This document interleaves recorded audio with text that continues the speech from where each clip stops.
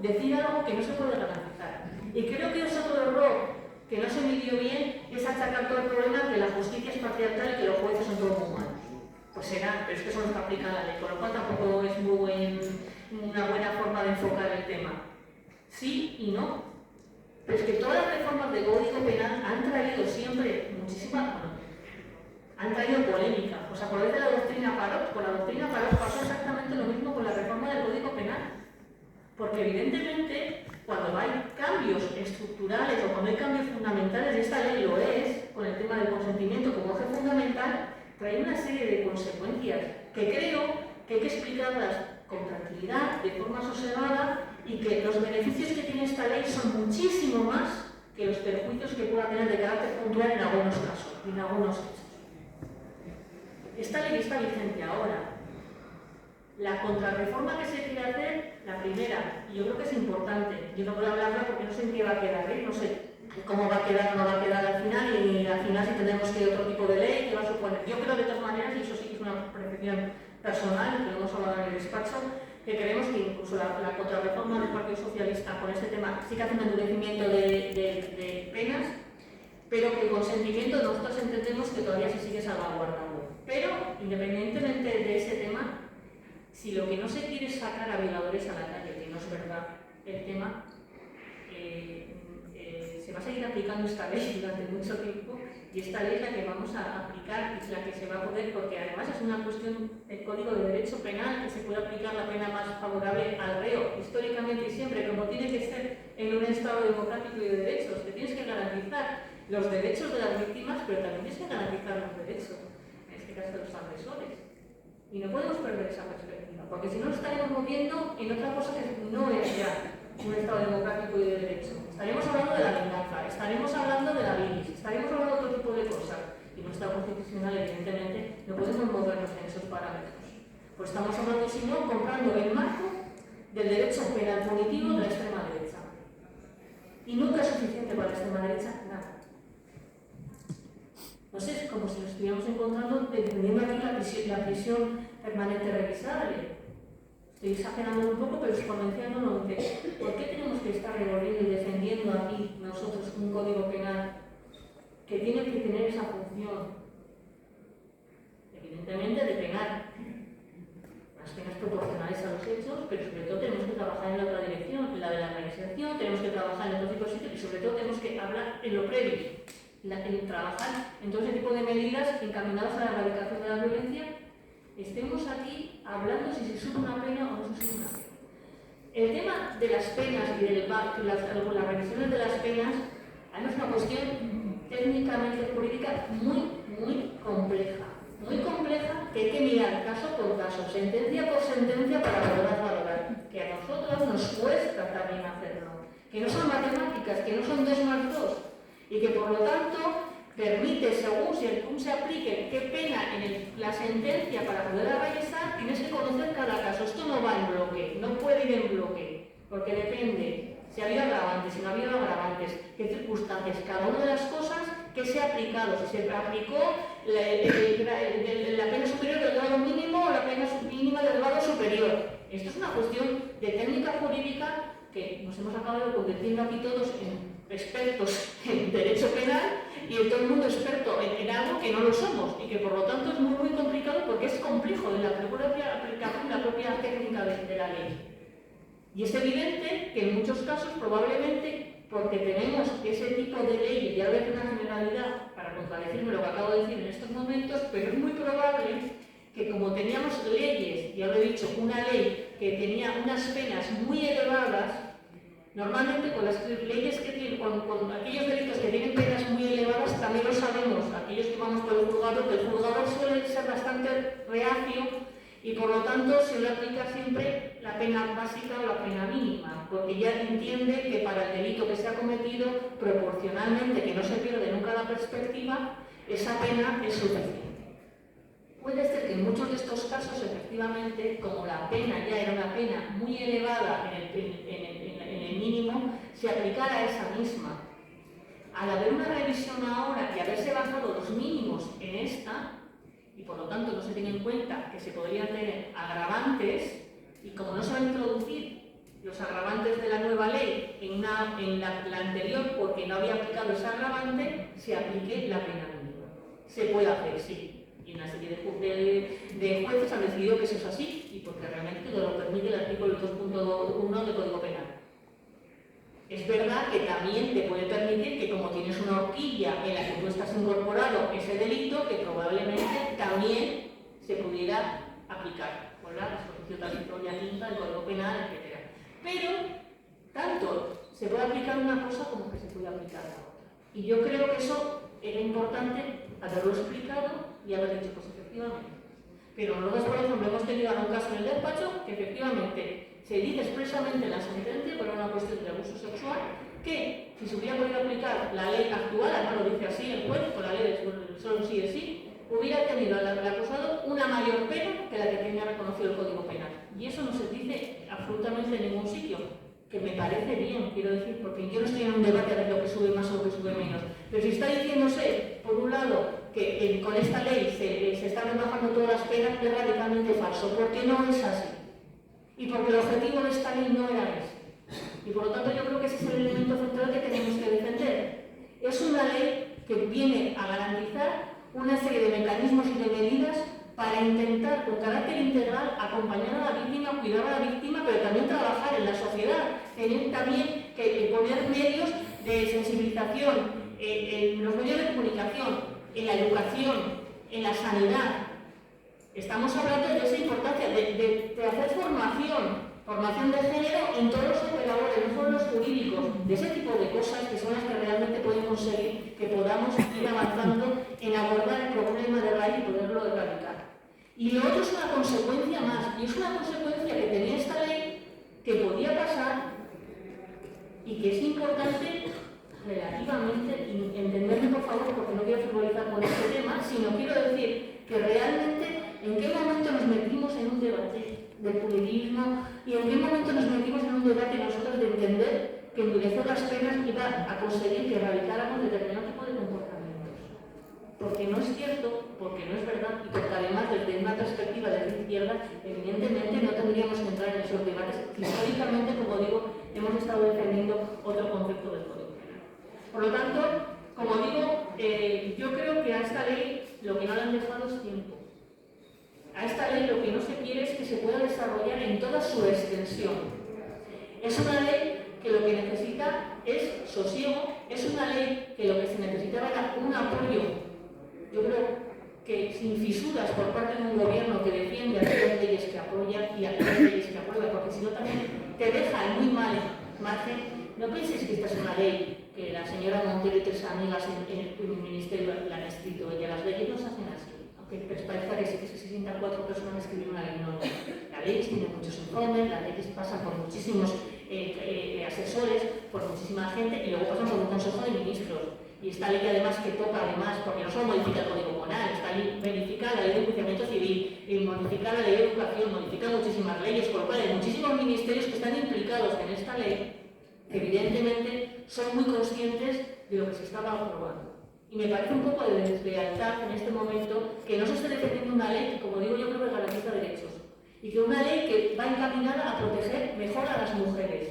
Y que es una ley que amplía además mucha mayor protección que teníamos antes respecto con otra legislación. Y que es una ley además que era una demanda, desde luego desde la izquierda y de los movimientos feministas, de garantizar que efectivamente que nuestra libertad sexual era lo que se tenía que defender y era el bien jurídico a protegerlo. Y que la forma para hacerlo, el eje fundamental de la misma, solo puede girar respecto al consentimiento positivo. No puede ser la intimidación, no puede ser la violencia la que esté marcando luego todo el carácter de la propia legislación. Por lo tanto, como digo, yo lamento profundamente que nos tengamos que estar defendiendo porque la situación mediática haya conseguido.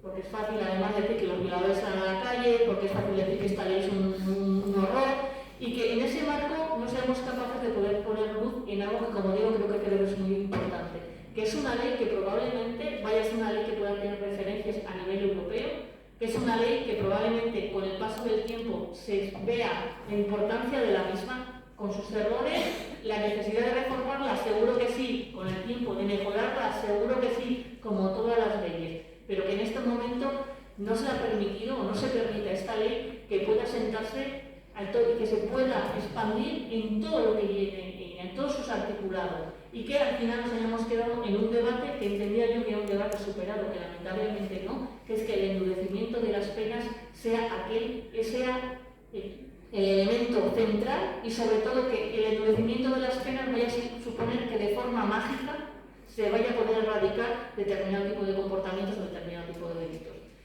Os animo desde luego a que seamos capaces de intentar poner el foco en lo que es lo importante de esta ley y que realmente intentemos evitar el ruido, evitar la crispación, y yo lamentar profundamente que en estos momentos haya una contrarreforma puesta encima de la mesa, no por la contrarreforma en sí, sino ni por el momento, que creo que no se la merece la ley, ni que se vaya a poder defender o discutir un 7 de marzo, víspera del 8M, en la que la derecha se frota las manos porque le ha importado siempre, permitirme la expresión, un pepino, siempre le ha importado nada nuestra libertad sexual y los derechos de la mujer, y que se está utilizando además en estos momentos, como digo, una buena ley, pues al final en echar piedras contra nuestro propio tejado, porque al final el tejado de las piedras que nos están echando es el de las propias mujeres. Y que creo que es importante salir a defenderla con la cabeza alta, reconociendo los errores que pueda tener la comunicación, defendiendo que efectivamente defendemos códigos penales, que sean códigos penales que tengan penas proporcionales a los hechos y que no tienen que tener un carácter punitivo, y que efectivamente en algunos casos y en algunos delitos se han bajado las penas y en otros se ha subido. Pero que el objetivo importante y fundamental de esta ley, como digo, es garantizar la libertad sexual de las mujeres. Es que las mujeres nos sintamos más protegidas y que haya un determinado tipo de comportamientos que puedan tener luego un recorrido penal X, pero que realmente esa es la parte última, pero que todo lo demás es fundamental e importantísimo, que no había habido en este país ninguna ley integral para hablar de la libertad sexual, y que no había habido nunca en este país una ley integral que recogiera tantas medidas como recoge esta ley para garantizar mucho más allá que lo que tiene que ver con el Código Penal. Por lo tanto, yo creo, y termino ya, que realmente lo que molesta aquí, sobre todo, no es tanto el endurecimiento o la reducción de las penas,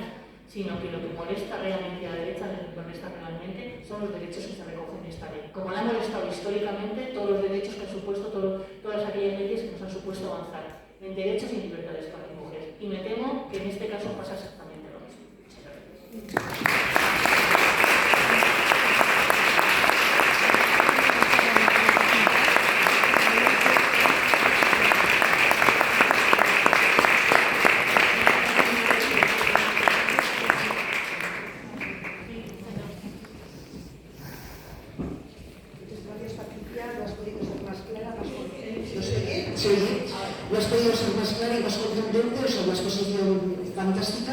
Y ahora pues empieza el debate. Las personas que queréis preguntar les habéis de verdad, claridad, y también os digo una cosa que está, ya la Patricia la ha nombrado, está Rosa Fernández, su compañera en el despacho, es una importantísima abogada feminista que ha estado aquí y que, bueno, que está por ahí al fondo, ¿vale? Pues si también le queréis preguntar a ella, o vosotros si ya quiere intervenir en algunos aspectos. ¿Alguien toma la palabra?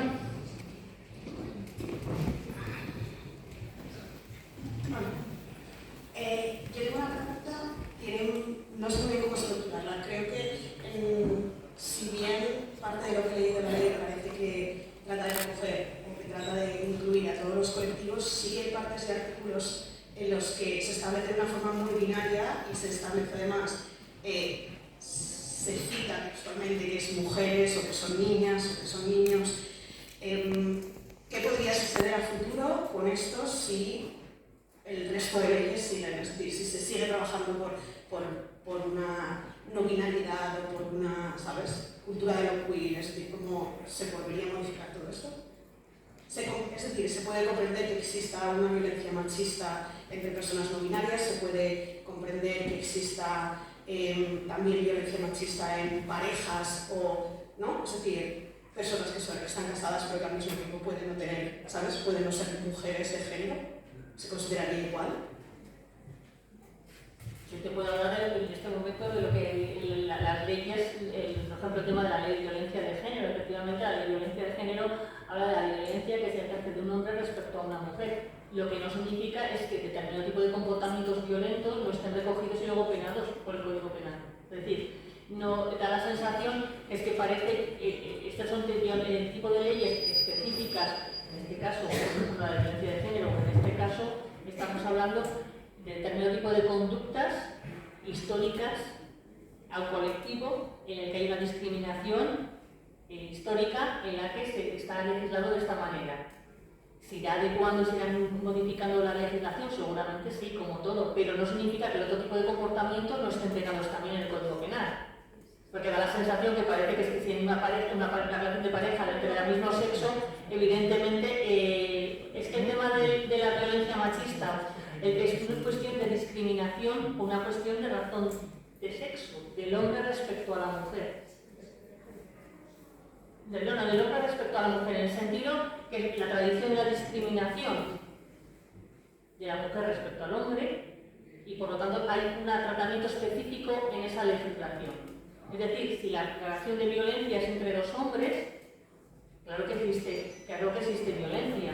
Y esa violencia está luego recogida y tiene los delitos en el Código Penal. Y si son dos mujeres también, sino que la otra es la que está recogida. Y lo que estás expresando ahora que efectivamente acabará aplicándose de otra manera y que se legislará de forma diferente, seguramente sí, también. Pero que en este momento de lo que se habla es de ese tipo de la sumisión de la mujer respecto al hombre, la discriminación histórica y, por lo tanto, lo demás, quiero decir, no significará que luego no vaya a estar recogido, que no está recogido en el Código Penal o que no está recogido esas conductas delictivas, sino que pueden tener otro tipo de penas. Pero efectivamente nadie queda impune. No sé si, claro, no queda impune, evidentemente. Pues, ¿qué me quiere decir? ¿Que son menos la pena? Es que no te como, ¿qué me quiere decir con esto? ¿Que como que no está amparado en la ley?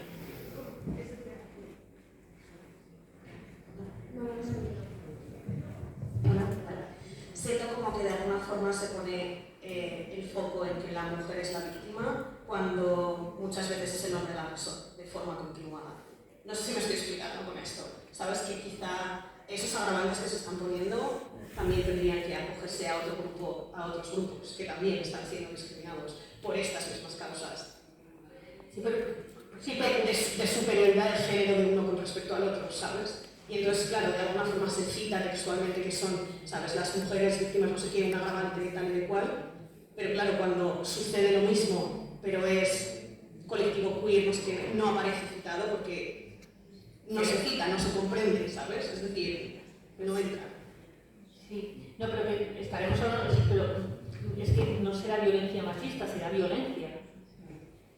Claro, es que la violencia machista, el momento del machismo, es precisamente ese tema, el que la mujer es la víctima, el sujeto pasivo es la mujer y el sujeto activo de la violencia es el hombre. Y por lo tanto, por ahí se está legislando así, evidentemente, porque lo otro sería violencia, no sea machista, se llamará de otra manera, violencia es, pero realmente la violencia machista, el componente que tiene es que el sujeto pasivo es una mujer y el sujeto activo, el que la ejerce, es un hombre. Y en base a eso es lo que se está legislando. Y yo no digo que no se tenga que incorporar o que se tenga que hablar, pero estaremos hablando de otro tipo de violencias y posiblemente lo que haya que luego sea redefinir el tipo de violencias. Pero esta es una que existe y esta es una realidad. Que la violencia machista existe y es una realidad. Y el componente que tiene la violencia machista es que el sujeto pasivo es una mujer y el sujeto activo es un hombre. Yo igual interpreto que a lo que estabas refiriendo tú es que, por ejemplo, en una pareja conformada por dos personas no binarias, por ejemplo, en la que una de ellas se socializa como hombre y otra de ellas se socializa como mujer, pero al ser no binarias, se puede hacer una violencia de la persona que se socializa como hombre hacia la persona que se socializa como mujer y que no esté considerada como violencia machista porque esas dos personas se identifican como no binarias. No sé si va más por ahí.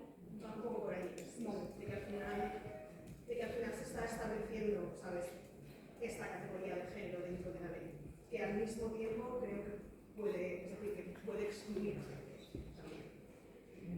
Porque al final, es decir, si hablamos de una violencia machista, es decir, que tiene... Sí. Que posiblemente no, que sean debates que se vayan, no, estos son debates que se van incorporando, que no es un debate que se van incorporando, serán debates que se van incorporando ahora y que posiblemente tendrán luego reflejo, evidentemente también en la legislación, que son situaciones que no se han recogido, pero que lo que quería expresar, pero no te lo estoy expresando mal, que la definición de violencia machista no significa que no haya otro tipo de violencia, que efectivamente pueda darse y que te puede sentir excluido, pero que esa definición lo que tiene en este momento, evidentemente, tiene esa realidad. Y yo entiendo lo que también quieres decir tú, que evidentemente todo eso empieza a ser muchísimo más complejo y que no estamos luego categorizando como hombres o mujeres y que efectivamente puede haber binario o no binario, pues eso luego tendrá que dar solución y tendrá que también se tendrá que legislar también luego en base a esto. Igual que lo que hemos hablado antes, que en los 90 estábamos hablando de delito deshonesto y ahora estamos hablando de libertad sexual, pues probablemente el legislador en algún momento va a tener que tener en cuenta toda esta complejidad a la hora de legislar. Eso es así. ¿Que nos ha hecho en esta ley? Pues evidentemente, pues probablemente no. Pero que eso no significa que se vaya a quedar impune ese tipo de agresión, es lo que quería decir. ¿De acuerdo?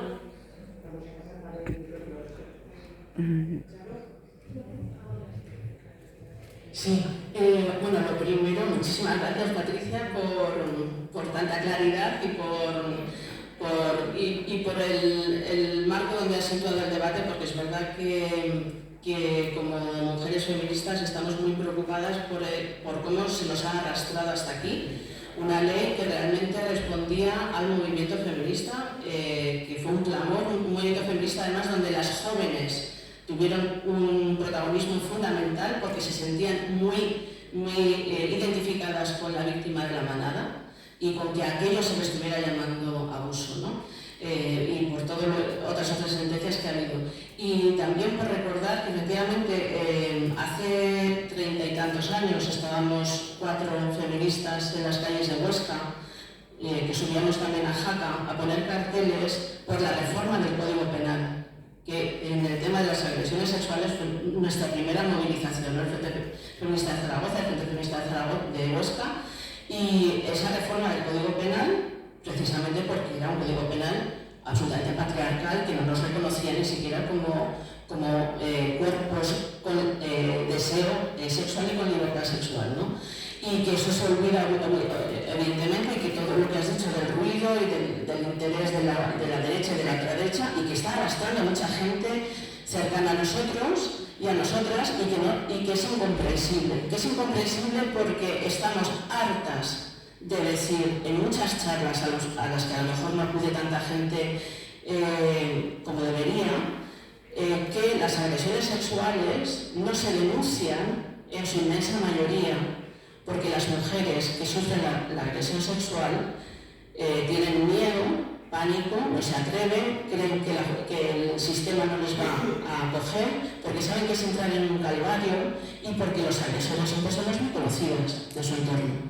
Entonces, esa idea de que el agresor es un bestia, un monstruo que aparece en la calle y al que dices es que hay que matarlo, lincharlo, es una idea absolutamente falsa que está utilizando la derecha una y otra vez, y además con argumentos racistas contra la inmigración, pero que, como tú dices, está sirviendo para que se cuelen ahí un montón de personas que están en contra de la libertad sexual de las mujeres.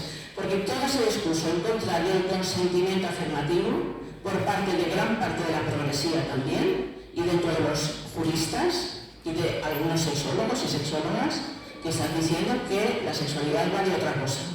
Como si nosotras no supiéramos, ¿no?, cuando queremos tener una relación sexual y cuando no. Es volvernos a tratar de menores, ¿no? Entonces me gustaría un poco si, claro, cuál es la realidad, en el fondo, vosotras que por el juzgado y las agresiones sexuales que se denuncian. Entonces, claro, cuando están diciendo, están soltando a los agresores y violadores están mayoritariamente en la cárcel porque no han sido en la calle porque no han sido denunciados. Esta es la realidad. Y no se ha hecho nada con ellos, pero tampoco con ellas. Es decir, las que han sido víctimas no han sido atendidas. Entonces, un centro de crisis, y sí que me gustaría hablar un poco de los centros de crisis, para que sean buenos centros de crisis, deberíamos asegurar que la atención sea de equipos permanentes, profesionales, que no sean empresas, estas de las limpiadoras que pagan mal, rotativas. Entonces me interesa mucho porque además los centros de crisis sí que existen en otros países, ¿no? Entonces es absolutamente importante porque Amnistía Internacional ya dijo hay que acabar con la tortura de las mujeres que se atreven a denunciar las agresiones sexuales, y los centros de crisis pretenden dar una respuesta a esto, ¿no? Totalmente. Es decir, lo que existe respecto a las agresiones sexuales es una infradenuncia evidente en muchísimas que no se denuncian. Y además, estadísticamente, las que se denuncian, el porcentaje elevadísimo de ellas es de personas del entorno de la persona, de la mujer que sufre la agresión. Amigos, familiares, etc. Esa de la agresión del señor del asalto del ascensor y el que ha puesto aquí un depredador sexual, son absolutamente casi anecdóticos ese tipo de delincuentes que solo con los que copan los medios de comunicación, pero realmente de las que se denuncian, que no se denuncian muchas, y efectivamente hay mucho agresor sexual que está en la calle porque no se ha denunciado y por lo tanto no se ha seguido, no se ha perseguido, no ha habido ningún tipo de denuncia. Muchas de las agresiones, por estadísticas que se tienen ahora, la inmensa mayoría son de entornos cercanos y nosotros vivimos mucho, así que solemos llevar me atrevería a decir yo, el 75-80% de las que llevamos nosotras, no puedo extrapolar, pero lo que llevamos en nuestro despacho, desde luego, tiene que ver con personas que son del entorno. ¿Qué hay que garantizar? Cuestiones fundamentales. Lo que decimos, estos centros de crisis yo creo que son fundamentales. Y sobre todo, que son centros de crisis que tienen que funcionar independientemente que la mujer denuncie o no denuncie. Porque también eso es importante. Es decir, que todo el mecanismo que pueda tener de apoyo y de ayuda a la mujer no vaya vinculado, que no es el caso, a la denuncia. Y que al final, yo creo que el objetivo es que se acabe denunciando, pero que no sea el objetivo central a la hora de que esa persona que acuda allí pueda tener todo tipo de asistencia y que evidentemente luego haya una coordinación absoluta. Ojalá fueran centros de crisis gestionados desde lo público. No sé cómo acaban siendo gestionados. Creo que hay referencias en Dinamarca, hay referencias en diferentes países que llevan ya un tiempo trabajando con estos centros de crisis, y que efectivamente, como digo, la denuncia no sea el mecanismo de entrada y que, eso pasaba antes con la violencia machista, que no puede ser que cuando se ponga a funcionar toda la maquinaria y todos los recursos y todos los mecanismos tengan que venir vinculados a la denuncia. Aunque, insisto, en este caso yo creo que es importante denunciar porque hay infradenuncia. Lo que hay que intentar hacerlo también es que evitemos, por ejemplo, yo creo que eso es por una de las partes que también hay que trabajar, es que evidentemente si la víctima ha denunciado ya policía, intentar evitar que tenga que ratificar y volver 20 no, pero 3 veces a que tenga que hacer luego la ratificación, a que luego tenga que hacerla luego también el juicio. Evitar que tengas que pasar varias veces por delante del forense, que haya por eso también es importante que haya esa sensibilización y esa perspectiva entre los operadores jurídicos, sanitarios, etcétera, que facilitan a la víctima que da el paso, primero porque está en un momento de shock, evidentemente, cuando se va a hacer, y que, pues digo que esta es una ley que tiene que ir de cuidar en el sentido amplio de la palabra, que tiene que ser de acompañar, de educar y de formar y de ayudar, porque realmente el proceso en sí mismo, además de la propia agresión, es un proceso judicialmente no amable. Y luego también hay que entender que, como decimos, la víctima tiene derechos, pero el agresor también los tiene. Y el abogado es intentar crear dudas sobre la agresión y sobre la mujer. Eso lo puede hacer el abogado defensor. Lo que no lo puede hacer es juzgar la sociedad y no puede juzgar otro tipo de cosas. Pero, es decir, cuando decimos, no, pues ahora vuelvo al de la vez, es que su abogado, es que su abogado está haciendo el papel que tiene que hacer el abogado. Lo que no tiene que juzgar y prejuzgar y revictimizar a la víctima es la sociedad, hay que garantizar su intimidad, hay que garantizar, pero eso también no se nos olvide. Y en esos derechos que tiene la víctima yo entiendo que necesita sentirse más acompañada, en el sentido más amplio de la palabra, cuando se toma la decisión de denunciar. Y el caso de la Banana, además, yo creo que la valentía de ella, que era una chavala además jovencísima, es que ha aguantado todo el recorrido. Porque en primera instancia salió como salió, fue a la audiencia, ha tenido que ir a clases. Esa es muy importante, fue tan importante que ha supuesto una revolución en cómo entender y hemos conseguido algo que llevamos defendiendo hace muchísimo tiempo, que efectivamente eso no era un abuso, que el abuso venía vinculado al tema del no consentimiento, era absolutamente una falacia y que por lo tanto era una agresión, ¿no? Entonces, claro, lo que no puedes pedir a las mujeres que denuncien que se conviertan en heroínas, sino que tiene que facilitarse el camino con todos los mecanismos y todas las herramientas para garantizar desde el principio hasta el final que evidentemente se siente apoyada, que no haya una revictimización y que cuando, como digo, igual que se tiene derecho a garantizar la presunción de inocencia, que es fundamental en un Estado democrático y de derecho y social, porque si no estaríamos hablando de otro tipo de Estado, estaríamos hablando del Estado vengador, que castellano y que me niego, también es verdad que la víctima tiene que sentirse apoyada, en la que no se le vea a prejuzgar con esos estereotipos de, bueno, quizás, porque quien tiene derechos a hacerlo es el abogado defensor de la otra parte, posiblemente el agresor, pero no todo el sistema. Y por eso digo que el caso de Dani Alves, que es una persona famosa, que tiene muchísima proyección mediática, etcétera, lo que no puede ser es que al final la mujer ella misma esté renunciando a poder resarcirse económicamente el derecho a la indemnización, que es un derecho, no es ningún tipo de otra cosa, es un derecho que tiene reconocido, para que no se sobreentienda socialmente, porque eso es evidentemente un prejuicio social, no vayan a pensar que esto va por el dinero. Bueno, significativo, muy, muy significativo. Porque en el fondo una chavala jovencísima que tiene 23 años piensa que una parte amplia de la sociedad cree que ha denunciado esa violación porque este señor es famoso y porque le quiere sacar el dinero. Bueno, eso es lo que nos tiene que hacer reflexionar como sociedad. Y eso es lo que tenemos que trabajar y erradicar. Y ese es el elemento central. Las penas son importantes, pero realmente alguien piensa, no estoy hablando en voz alta, que esa chavala que ha denunciado le importa mucho si son 7 años o 9 años, o es más importante para ella sentirse creída, protegida y que sepa que esa persona va a pagar, va a cumplir una pena por lo que ha hecho, que en sí mismo son 7 años o 9 años. Evidentemente yo creo que ella cree que es más importante denunciar, que se la crea, que se sienta acompañada y que se sienta que tiene derecho a que se responda socialmente, que responda judicialmente y que luego socialmente no se la cuestione. Yo creo que eso realmente, y creo que esta ley, sinceramente, era ese el objetivo, el de proteger.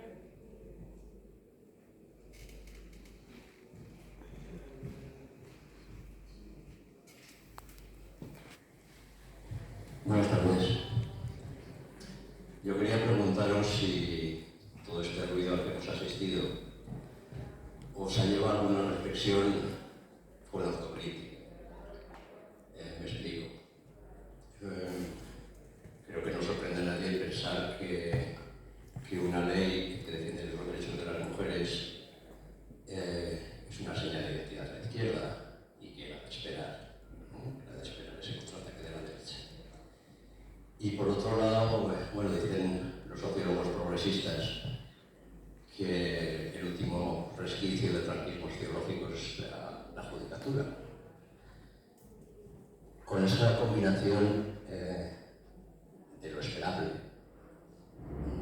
nos ha llevado a una reflexión autocrítica de que la ley se atacara, y se atacara por lo concreto, que es la parte baja de la ley.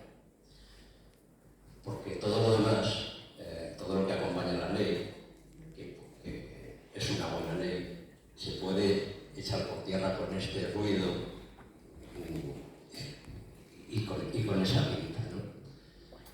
Y las leyes, bueno, además sabiendo todo el ruido que nos llega por los medios y toda la realidad de cómo está el Poder Judicial, ¿no? de la pelea ideológica que lo ha tenido y lo tiene paralizado en España.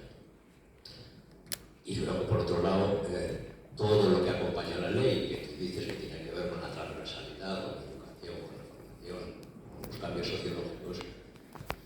Bueno, a tantas leyes hemos asistido que han perseguido esa utopía y que se ha quedado en utopía porque no hay realmente unos fondos un presupuesto que acompañe esa ley. No sé qué pensáis de esto. Bueno, yo como gobierno no sé lo que piensan. Yo evidentemente creo que he sido clara, creo que he dicho que creo que era una buena ley, muy mal explicada pedagógicamente por parte del gobierno y que se han hecho una serie de afirmaciones que se las podrían haber ahorrado. Algunas además que es que no eran ni el debate, evidentemente. Yo he dicho que ha debido ser una decisión política y entiendo que es una decisión política cuando se decide rebajar las penas. Es una decisión política pensada desde el mundo de la progresía en el que dice, bueno, evidentemente el Código Penal, nosotros entendemos que en determinado tipo de conductas delictivas, en este caso, vamos a rebajar la pena. Lo habrán hecho de forma consciente. Lo que no tengo muy claro es por qué no se ha defendido con mucha tranquilidad y con mucha calma el por qué se hacía así. Esa es la autocrítica que yo creo que es una buena ley muy mal explicada y que además no se ha hecho pedagogía sobre la misma en unas cuestiones que han decidido de forma voluntaria hacer. Es decir, el rebajar las penas es una decisión política. Podrían haber hecho la misma ley sin haber rebajado las penas. Por algo lo harían. Por algo lo harían. Y yo entiendo que tiene que ver mucho con lo que estoy diciendo, porque históricamente se ha defendido que no era el carácter punitivo precisamente que ayuda a erradicar determinado tipo de comportamiento, sino que lo que hay que poner el foco es en otro tipo de medidas y en otro tipo de cuestiones. La ley, esta ley es la primera ley que conozco yo, que está aprobada el 6 de septiembre de 2022, que ha entrado el 7 de septiembre de 2022 y que a 22 de febrero de 2023 tuviéramos ya que saber que estaba funcionando. Necesitan recorrido, la ley necesita recorrido. Y evidentemente necesitarán voluntad política, que entiendo que la tendrán. Efectivamente, no solo lo que dice la ley, es que los papeles los soportan todos, esta ley y cualquier otra ley, incluida la Constitución española de este país, evidentemente, que necesitaremos que tenga luego presupuesto y voluntad de poderla poner y poderla practicar. Por eso digo que yo creo que se han dejado arrastrar y yo creo que no se ha sido valiente, y ahora hablo del gobierno en general, de una ley que tú sabes, cualquier tipo de ley, insisto, históricamente, si echamos la vista atrás, pasó con el divorcio, pasó con el aborto, pasó con la ley integral de violencia, la violencia machista, con esta, que siempre tienen mucho revuelo, muchísimo revuelo, porque por lo que sea, yo creo que es de venimos, evidentemente tenemos una sociedad machista y patriarcal, estas leyes que vienen a reconocer y ampliar determinado tipo de derechos, remueven. ¿Por qué el gobierno ha decidido, digo el gobierno en global, no salir a defender la ley? Pues posiblemente porque hay una lucha de poder también entre las partes, probablemente pueda ser eso. Pues yo creo que es un error, ¿Que puede ser eso? Igual, que se tiene conocimiento porque digo, es que es una decisión política. Igual que se decidió poner de 1 a 4, se podía haber puesto de 2 a 6. Con lo cual, alguna argumentación, y yo entiendo que la argumentación es la que he defendido yo, porque se hace así, porque efectivamente se entiende que las penas no resuelven el problema. Y eso se tendría que haber salido a defender con tranquilidad y con calma. El problema es que vivimos en una sociedad que va todo muy rápido, en la que no se permite reflexionar, en la que se sale y que alguien habla en las redes y se pone todo exponencialmente rápidamente y que, pues sí, pues yo creo que es un error no haber defendido y como digo, creo que es un error en este momento intentar legislar y modificar a golpe de titular o a golpe social de no sé muy bien exactamente el qué. Sí, pero que yo creo que es una ley, como todas las leyes, que hombre, no se le quiere dar una oportunidad. La pregunta es por qué no se le quiere dar una oportunidad hasta ahora. Probablemente porque moleste más los derechos que reconoce y las cuestiones que reconoce que el propio endurecimiento de los delitos. Probablemente yo entiendo que es así. Más que autocrítica, yo creo que habría que haber una defensa importante por parte del gobierno a salir a defender una ley que se la cree, porque entiendo que se la cree. Y evidentemente la judicatura hay de todo, Hay de todo en el sentido que hay audiencias y jueces que están aprobando con la misma ley y están haciendo una interpretación de la misma que otros. Pues que hay una judicatura más de derechas, pues también es evidente que existe. Pero también es verdad que si tú dejas un margen más amplio o menos amplio a la hora de poner una ley, la pueden aplicar de una manera o pueden aplicar de otra. Eso también es así. Y que en el gobierno hay jueces. En el gobierno y los asesores, quiere decir que en estas leyes también hay gente que controla el derecho. Otra cosa que puede ser la rama más mayoritaria o menos mayoritaria o mayoritaria, pero que es defendible. La circular de la Fiscalía General que se mandó, precisamente, la Fiscalía, lo que dice es, hace una interpretación muy afín a lo que tenía la propia ley. Y la Fiscalía hablaba que efectivamente había que tener en cuenta el consentimiento, lo de la intimidación y que entendía que no había que haber que no se tenía que haber una modificación en la rebaja de las sentencias. Fiscalía, y luego los jueces actúan con con cualquier otra ley. Es que con el Código Penal anterior, es que hemos tenido, es que parece que el Código Penal anterior era lo mejor que nos haya pasado en esta vida, entonces la pregunta es ¿por qué necesitábamos reformar la ley? Es que venimos precisamente porque era un Código Penal que no cubría las expectativas y las necesidades que teníamos. Y era un Código Penal que necesitaba actualizarse a la realidad. La ley se tiene que ir actualizando a las necesidades y a las realidades sociales. Lo que necesitan es tiempo. Lo que no puede ser es que una ley que lleva 4 meses puesta encima de la mesa necesitemos reformarla ya, pues si no sabemos si funciona. Si es que yo creo que no hay ni un recurso de casación del Tribunal Supremo que haya dicho algo sobre este tema todavía, ¿no? Rosa, ¿te suena a ti? Ninguno. Entonces, ¿es así? Pues mucha prisa, pues porque la gente se pone nerviosa y me imagino que haya elecciones a la vuelta de la esquina, pues también debe ayudar. Y entonces se vive a golpe de titular y a golpe de encuesta. Bueno, pues probablemente también. Pues no sé si autocrítica o no, que lo he hecho, pero creo que estoy siendo bastante sincera y sigo defendiendo y creo que es una buena ley. Y creo que se ha gestionado muy mal el cómo se ha defendido y el cómo se ha explicado.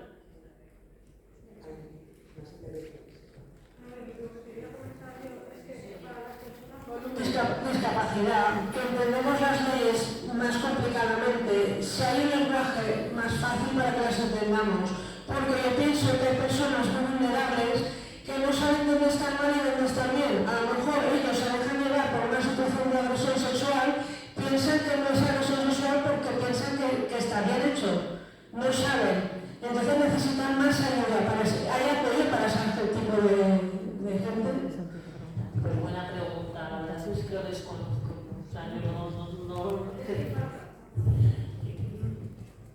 no estoy en el gobierno yo, quiero decir, me parece muy importante lo que dices, efectivamente, que se pueda entender, que tengan un lenguaje comprensible, que se pueda explicar. La verdad es que no te puedo contestar porque lo desconozco. No sé si se ha tenido en cuenta o no se ha tenido en cuenta, pero yo creo que ese tipo de situaciones, ese tipo de demandas son las que se tienen que hacer llegar y efectivamente que sean leyes y legislación que sea comprensible para toda la ciudadanía y que efectivamente pueda garantizar y pueda cubrir todos los sectores, incluso vulnerables. Sinceramente no sé si se ha tenido en cuenta o no. ¿Se debería haber tenido en cuenta? Yo entiendo que sí, que tendría que tenerse en cuenta.